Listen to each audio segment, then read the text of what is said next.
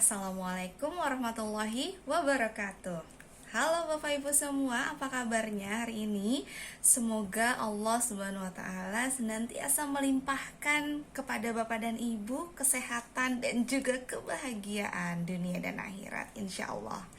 Bapak dan Ibu, pada kesempatan kali ini masih bersama saya Arum Ambiana Sari.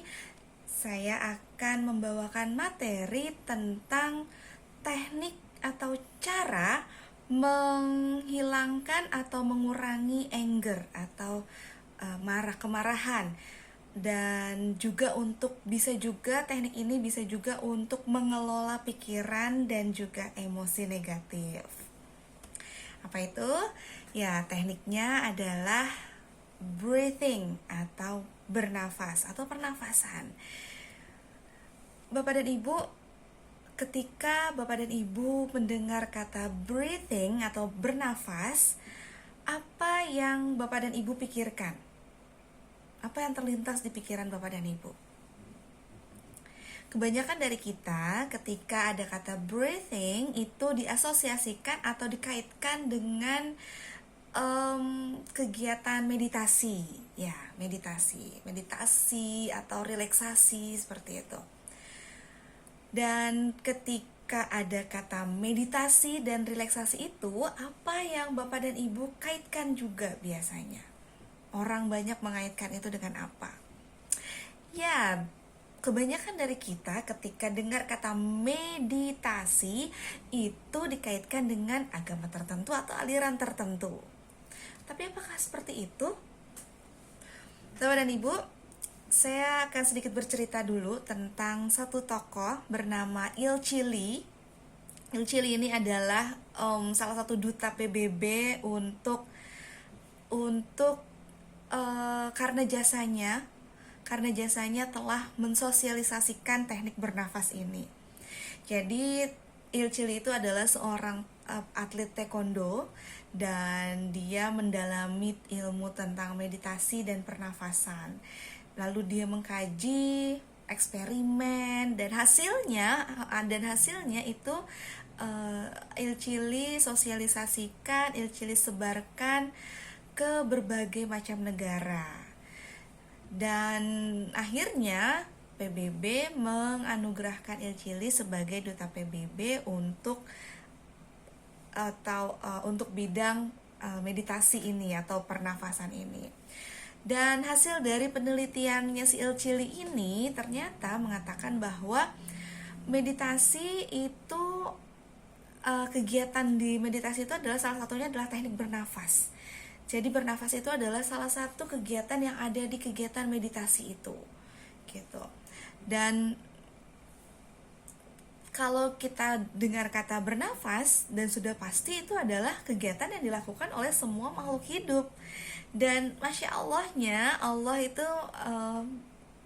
mengatur tubuh kita, mengatur hati kita itu bisa diselaraskan, bisa diinterupsi ketika kita sedang marah, ketika kita sedang mengalami emosi negatif, itu bisa diinterupsi dengan kegiatan meditasi ini atau kegiatan bernafas ini. Nggak usah meditasi lah, meditasi terlalu panjang prosesnya, dan kita fokus di breathingnya aja, di bernafasnya. Jadi ketika bernafas itu, dengan kita bernafas dengan teknik bernafas yang efektif, itu bisa mengurangi emosi-emosi negatif kita, bisa juga menurunkan level anger kita, gitu. Dan kenapa hal ini bisa terjadi? Kenapa breathing ini bisa mengurangi anger? Kenapa dengan breathing ini bisa menghilangkan yang namanya emosi-emosi negatif? Itu juga ada penelitiannya. Jadi ya, di otak kita Allah itu sudah menganugerahkan kita ini dengan hardware-nya itu adalah otak, ya, bentuk otak.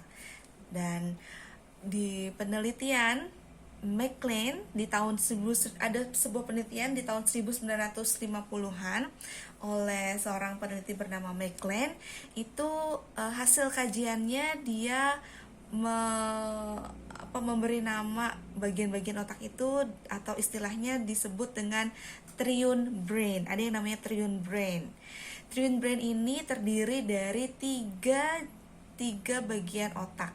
Yang pertama adalah neocortex, yang kedua adalah limbik, dan yang ketiga adalah reptil, otak reptil. Jadi fungsi ketiga-tiganya ini memiliki fungsi yang berbeda-beda. Fungsi si neocortex ya. Fungsi neocortex ini adalah segala sesuatu yang rasional. Terus logika itu di hasil kerjanya dari neocortex, otak neocortex.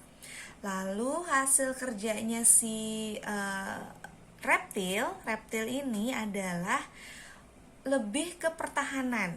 Kalau si otak reptil ini menerima informasi atau perintah bahwa suatu kejadian itu adalah bahaya atau suatu hal yang stressful, penuh dengan tekanan, itu dia hanya akan merespon dengan 3F. 3F ini yaitu freeze, flight, atau fight. Freeze, flight, atau fight.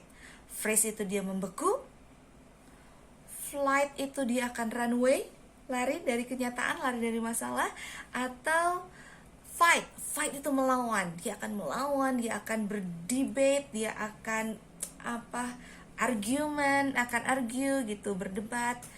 Oke. Dan yang tengah ini adalah limbik. Limbik ini fungsinya adalah untuk menerima informasi.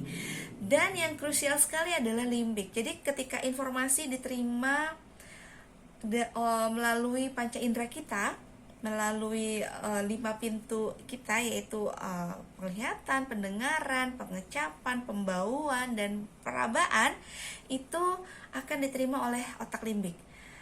Nah, si otak limbik ini akan mencari nih, akan menilai apakah ini ancaman, informasi yang masuk itu apakah ancaman atau suatu hal yang biasa, yang santai. Oke.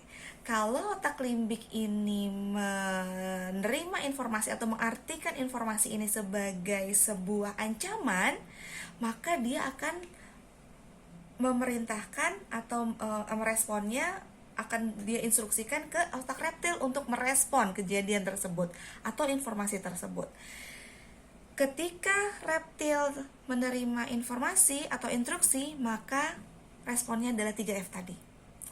Tapi ketika limbik menerima informasi dan mengartikan informasi ini sebagai suatu hal yang biasa, suatu hal yang tenang, nyaman, santai, relax, itu dia akan lari ke korteks, neokorteks, dan di neokorteks dia akan merespon dengan dengan logika dan dengan rasional gitu, dengan pikiran-pikiran yang rasional.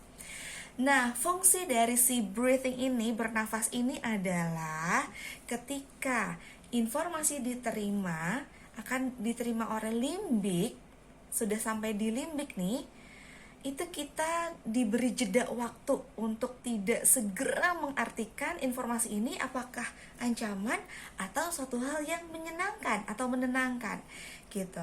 Jadinya fungsi dari breathing ini adalah memberi jeda waktu untuk limbik berpikir, mencari arti makna apakah ini ancaman atau satu hal yang menenangkan atau menyenangkan.